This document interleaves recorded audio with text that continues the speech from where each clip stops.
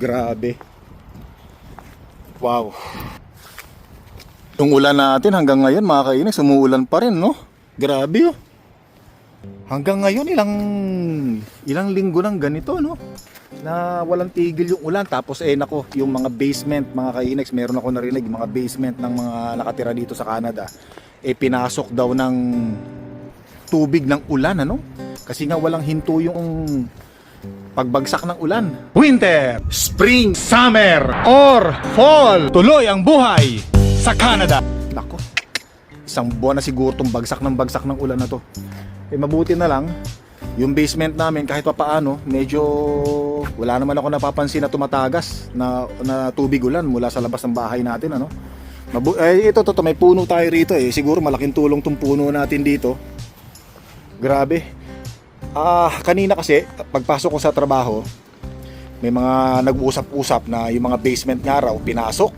Halos maraming mga bahay na pinasok ng tubig ng ulan. Grabe. Iniisip ko, hindi ko ma-imagine mga kainis, kung papasukin ng tubig ulan ang loob ng basement mo, yung bahay, ano. Di ba parang ang laking problema niyan? Kasi syempre pag bumaha, kasi minsan may mga yung mga bagong bahay kasi may tinatawag na sun pump, no? Sun pump. Sabi nila pag nasira daw yung sun pump, yung humihigop ng tubig para ilabas yung tubig sa labas. 'Di ba? Yung sun pump nandoon niya sa ilalim, sa ilalim ng basement. So pag tumatagas, papasok doon, tapos may motor yan, may motor para ilabas yung tubig palabas ng bahay. Yan. Pwede kayo mag-comment mga kainex, ano? Yan sa mga bagong bahay, ganun . Kasi itong bahay namin, lumang community na to, wala kaming sun pump, hindi sun pump, walang motor. Yan. Paano pa pag nasira yung halimbawa bago yung bahay mo, mayroon kang sun pump, motor, tapos nasira, nako, di ba nangyayari yan mga kainex, ano, yung mga motor ng sun pump nasisira. Kaya walang lalabasan walang lalabasan yung tubig ng ulan mula dun sa basement. So kasi last year meron na rin ako may nabalitaan na rin ako, kakilala ko rin, namumroblema rin daw talaga sila kasi nga pinasok din daw ng tubig ng ulan yung kanilang bahay at nilimas daw nila pati tapos parang buti na lang naka-vinyl sila, vinyl. Kaya lang ang dumi daw mga kinis, maputik daw yung mga dumi sa mga gilid ng bahay, naglabasan daw, sinama raw ng tubig ng ulan, kaya yun naglinis daw sila. Tapos may mga iba pa na naka-carpet nga. Hirap linisin yan mga kainis, ano. Ito ang basement namin, tinitingnan ko nga kung mukhang wala naman, mukhang okay naman, Salamat naman kasi importante talaga yan. Hanggang ngayon, grabe, hanggang ngayon mga kainis, ano. Nakita nyo naman sa mga previous vlogs natin, talagang puro ulan. Puro ulan yung mga nakikita nyo sa vlogs ko, di ba? Ibig sabihin, talagang walang tigil at walang humpay ang pagbagsak ng ulan. Grabe. Abay, na ngayon? June na. Ang pangit ng buwan ng June, no? Sobra tong ulan na to. La Nina na yata to. La Nina, no? Tama ba? La Nina yung maulan, no? La Nino naman yung maaraw. Ito yung harapan natin mga kainis. Naku, mukhang natutulog yung mga kapitbahay ko. Ingay ng bunganga ko. Si Mahal na Reyna po, nandito sa bahay, kakarating lang. Sabi ko sandali lang, lalabas lang muna ako. Papakita ko sa mga viewers natin na nag-uulan ngayon. Naku, mukhang nilak ni Mahal na Reyna pintuan. Hindi naman pala. Teka muna, may babalita rin sa si Mahal na Reyna. Sabi niya marami rin daw siya mga kasama, mga kakilala na mong problema sa basement nila. Gawa ng ulan, ano? Grabe, sobrang grabe. Abay, marami ako nabalitaan na dahil sa walang tigil ng pagbagsak ng ulan, may mga basement daw na na binaha. Naku, pinasok ng ulan. Grabe, sobra.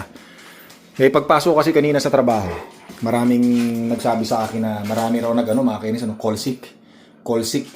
Kasi hindi raw sila makapasok gawa ng kailangan daw nilang ayusin yung yung basement nila, maglilimas daw sila ng mga tubig mga kainags, Grabe, naku, laking problema pa naman yan pag yung basement mo pinasok ng tubig, ng baha. Ibig sabihin mayroong leak yun, yung kanilang basement. Grabe. Paano ba naman hindi papasukin ng ng baha ng ulan yung basement, eh halos isang buwan. Halos isang buwan po yatang walang tigil ang ulan, ano? Di ba katulad ngayon, walang tigil. Mula pa kagabi, diretso ang ulan. Tumigil man, sandali lang, tapos uulan uli. Naku, grabe. Kasi dito sa amin, sa mga lumang bahay, no, mga kainags. Buti lang, tumitigil, no? Bunga mo, hindi. Sabi ni Mahal na Reyna, buti raw yung ulan kahit pa paano tumitigil. Yung bunganga ko raw, hindi. Mahal na Reyna talaga. Minsan lang pumasok eh. Bumirada pa. Pambihira.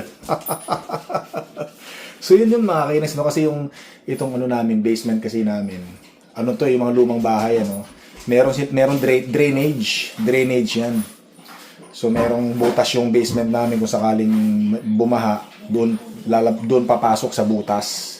Pero awa naman ng Panginoon, 10 taon na kami rito sa bahay namin, eh wala naman kaming problema sa pagtagas ng ulan papasok sa basement namin. Wala naman, awa naman ng Panginoon. Salamat naman. Kasi malaking problema talaga yan. Naku, pag pinasok ng tubig yung basement, ano? Kasi syempre lalo pag nakakarpet ka. Naku, eh, baho nun, babaho nun. Pag nakakarpet ka yung basement mo, carpet, no, pinasok ng tubig, syempre, baho nun. Papatuyuin mo pa nun, diba? Grabe. Yun, meron akong kasama sa trabaho daw, na yun, may pinasok daw yung basement ng tubig. Tapos si Mahal na Reyna, kanina, hindi, nagpagpasok niya, binalita niya rin sa akin, marami rin daw siyang kakilala na yung basement ay pinasok ng baha, ng tubig, ng ulan, ano? Kaya hindi nakapasok. Yan, kahit dito rin sa communities namin, dito sa community pala namin, meron din daw ng mga bahay na pinasok din ng tubig yung basement nila. Kaya siguro importante yung importante siguro talaga yung merong karing puno, no? Puno sa harapan ng bahay mo tsaka sa likuran. Nako. Pinutol ko pa naman yung puno namin diyan sa yung maple leaf, no? Diyan sa harapan. Mabuti nila merong isa doon. Meron pa tayong isang puno doon na nandoon. Tapos meron din tayong isang puno na nandito nga. Ayan, nandiyan, no? Napapansin nyo. Ayan, di ba nakita ko na sa mga vlogs natin, ano? Kasi sinisip-sip niya yung tubig. Hindi basta pumapasok sa ano. Oh, grabe. Kasi siguro yung pinakailalim ng lupa ay punong-puno na ng tubig yun dahil sa walang hintong pagbagsak ng ulan, ano? Grabe. Ang aso ko ingay. Mukulitan na naman. Hoy! Ikaw, lalabas? Gusto lumabas? Lalabas na. O, si Mahal na Reyna, mukhang maglilinis pa yata ng bahay. Lilinis pa, sipag talaga ni Mahal na Reyna. O, lalabas. Sige, lalabas na kaya. Grabe. Halika, lalabas na. Ito, pinalabas lang po muna natin yung aso natin, ano? Ayan, no? Meron tayong puno dito, kahit pa paano, yung nakatulong yan sumipsip ng tubig ng ulan. Diyan bumabagsak yan sa mga gilid-gilid, eh, no? Nako, punong-puno na ng tubig ng ulan ng yung mga gilid ng bahay natin, pati yung mga pinakailalim ng lupa. Ilalim ng lupa, no? Punong-puno na. Eh, sabi ko kasi ilang araw ng ulan eh. Ibig sabihin yun, yung pinakailalim, basa na yun. 'Di ba? Ay, nako, huwag naman sanang magkaroon problema itong bahay natin, no? Yung sa ulan. Sipag talaga ni Mahal na Reyna, no? Galing ng trabaho yan, eh, maglilinis pa. Paano kasi? Mga aso. Ano? Ha? Kayo? Nako, yung mga paa nyo na naman, ano? Buti na lang, meron tayong Mahal na Reyna na napakasipag, eh. Pag galing sa trabaho, uwi ng bahay, linis. Tapos meron pang yan, mga kainis, may dala pang pagkain niya, si Mahal na Reyna. Talagang swerte ko talaga sa asawa ko, ah. Parang si Mahal na Reyna. Anong masasabi mo ba? Ako yung pang-asawa mo. Ako sa'yo.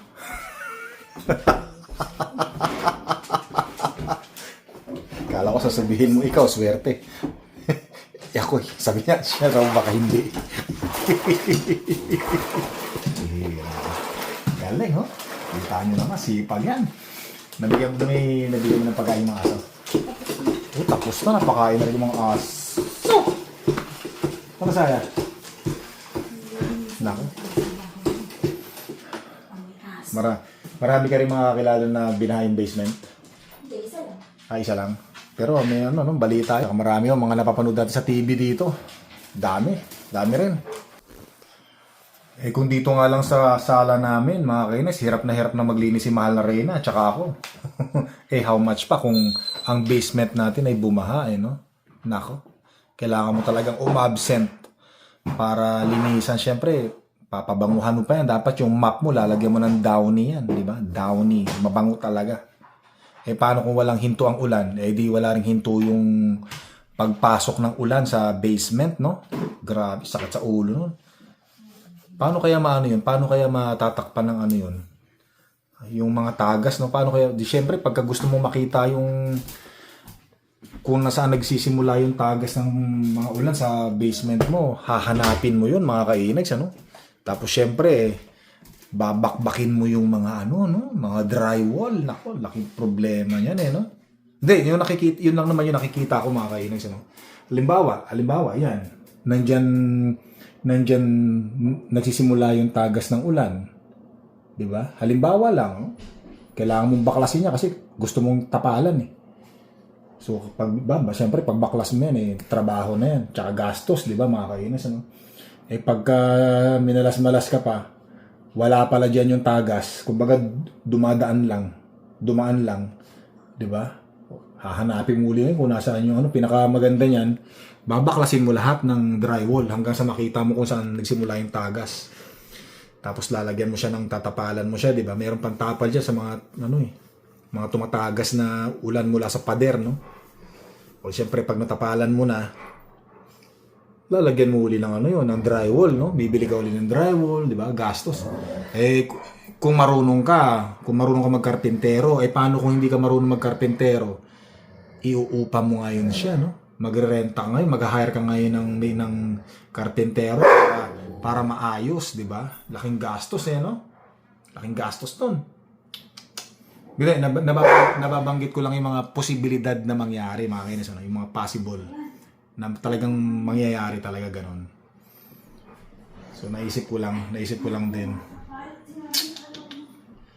Grabe. Si Mahal na Reyna, pinapagalitan yung mga aso. Iingay na raw kasi. Buti na lang ako, hindi pinapagalitan ni Mahal na Reyna. Ingay ng bunganga ako. Ito yung basement natin, no, mga kainags, ano? Tinitingnan ko yung mga gilid. Ayan, wala naman. Awa naman ng Panginoon. Wala. Ayan, no? Wala tayo nakikita mga bakas ng bakas ng pagdaloy ng tubig. So ito yung sinasabi ko sa inyo, yung drainage namin. Ito kasi washing machine namin to, washing machine, ano. So yung pag nag-washing machine, yung tubig niya dito babagsak, yan, yan yung drainage namin. Wala kaming sun pump, ito yung pinaka namin.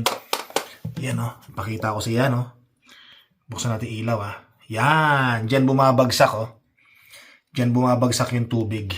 So tinakpan ko lang kasi baka may mga gamit na bumagsak, at least maharangan siya nito. Yan, siya. So wala naman tayo nakitang baha mula sa ulan, Buti na lang. Ito dati, mga kainis, yung sala natin sa basement, carpet dati to. Ang baho, mabaho. Kaya ang ginawa ko nun, tinanggal ko yung carpet, pinalitan ko siya ng vinyl. Mas maganda siya tingnan. Tsaka mas madali siyang linisin. 'Di ba? Hindi katulad pagka-carpet, dati binubudburan ko pa ng yun, Ano ba yun? Yung baking soda, pinupusitan ko pa ng Sunrox, ng Downy para bumango. Baho na talaga kasi sobrang tagal na nung carpet na nakalagay dito mula nung nabili namin sa dating may-ari. So tinanggal ko 'yon. At least ngayon, kahit papaano, wala na yung madumi, wala na yung amoy. Kasi iba yung amoy, nung carpet. Pag hindi nalilinisan, kahit papaano, madaling linisan, tsaka wala nang amoy. Tapos yung mga kwarto namin dito, carpet yon, puro carpet. Pati yung hagdanan namin, carpet din dati yon, madumi. Merong alagang aso yung dating may-ari, kaya madumi talaga. Pakita ko nga sa inyo. Ayan. Ito, carpet dati to. Papunta yan doon. Sa taas, carpet yan. So, pinalitan ko na rin siya ng ng yan. Di ba saya, Di pa nga tapos eh. Tatapusin pa. Carpet lahat yun mga kainags. Ano? Pati yung kwarto. Carpet din yun. Pakita ko sa inyo. Pangit tingnan eh. O ngayon, ito na siya ngayon. Oh. Pinalitan ko na rin. Pinalitan ko na rin siya. Kaya maganda na siya tingnan. Kahit yun nandito, sa kabila, carpet din to dati. Pinalitan ko na rin. Itong ating sport rooms o library or kung ano man itong ano to, kwarto na to. Kaya ngayon maganda na siya. Kita paano madaling linisan.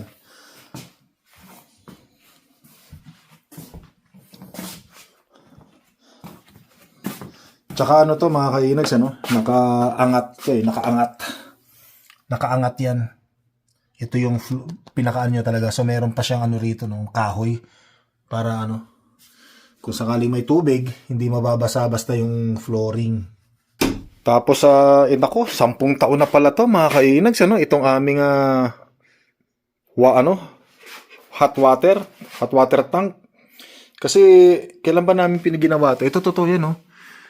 Date installation December 21, 2016. Ayan, no? 2026 na ngayon. Magsasampung taon na pala to. Itong ating hot water tank. Nako, bilis ng panahon talaga. Grabe. Hot water tank. Kasi nung nabili namin tong bahay na to, May 2016. Tapos nasira yung hot water tank natin. Mga around yan mga December, ganun. Early December, mga first week ng December. So, 2016, grabe. Ganon kabilis ang panahon. Sobra.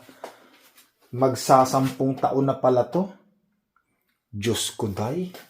Parang iniihipan lang yung taon, no? Yung araw, no? Grabe.